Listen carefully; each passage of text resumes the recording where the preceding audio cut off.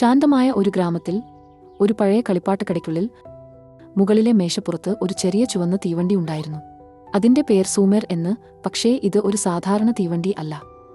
ഇതില്ലേ സമയത്തിലൂടെ സഞ്ചരിക്കുന്ന തീവണ്ടി. ഒരു ദിവസം ടിമ്മിയും അവന്റെ സഹോദരിയായ എൽസയും ആ കടയിൽ എത്തിച്ചേർന്നു. അവർ സൂമറെ കണ്ടപ്പോൾ തന്നെ അവരുടെ കണ്ണുകൾ സന്തോഷത്തിൽ തിളങ്ങി.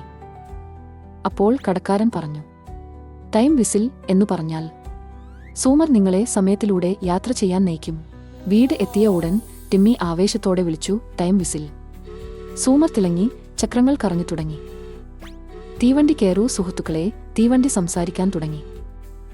ആ സമയത്തിൽ ഇരുവരും ട്രെയിനിനുള്ളിലേക്ക് കയറി. തീവണ്ടി സമയത്തിലൂടെ സഞ്ചരിച്ചു. ആദ്യ സ്റ്റേഷൻ പ്രാചീന ലോകം. വലിയ മരങ്ങൾ, പറക്കുന്ന പക്ഷികൾ. അവിടെ ഒരു ചെറിയ ഡൈനോസർ കണ്ടു. തീവണ്ടി അടുത്തു വന്ന് അത്ഭുതത്തോടെ സ്നേഹത്തോടെ തട്ടിക്കൊടുത്തു. അടുത്ത സ്റ്റേഷൻ പഴയ ഈജിപ്ത്. വലിയ വലിയ പിരമിഡുകൾ.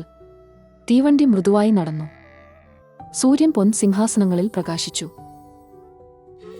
പിന്നീട് ഭാവിയിലെ ലോകം.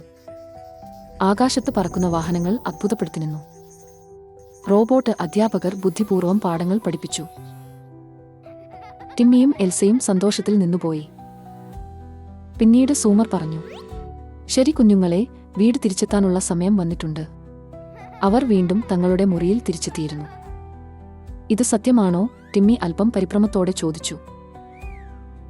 എൽസ ചിരിച്ചു. ഒന്ന് തിളങ്ങുന്ന നാണയം അവന്റെ കയ്യിൽ കൊടുത്തു. അത് കുറിച്ച് എഴുതിയിരുന്നു, സൂമർ ടൈം യാത്ര എക്സ്പ്രസ്, വീണ്ടും സ്വാഗതം. ആ ദിവസം മുതൽ എല്ലാ രാത്രികളും അവർ പതുക്കെ ഉച്ചരിക്കും, ടൈം വിസിൽ.